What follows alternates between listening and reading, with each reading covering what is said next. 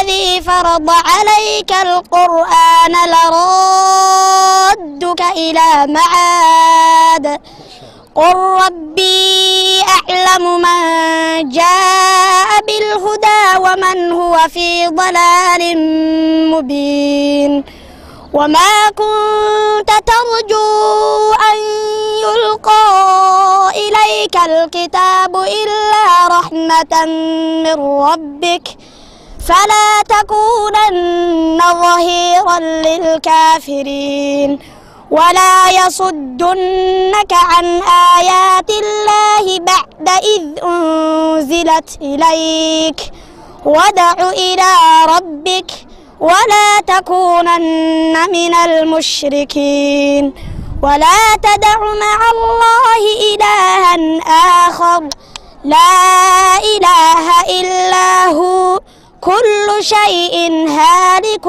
إلا وجهه له الحكم وإليه ترجعون بسم اللہ الرحمن الرحیم نحمدہ و نصلی علی رسول الکریم اما بعد.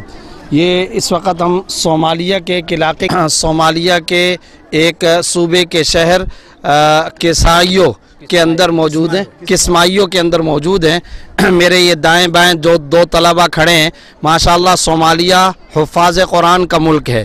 یہاں کثرت کے ساتھ قرآن کریم کے حافظ پائے جاتے ہیں.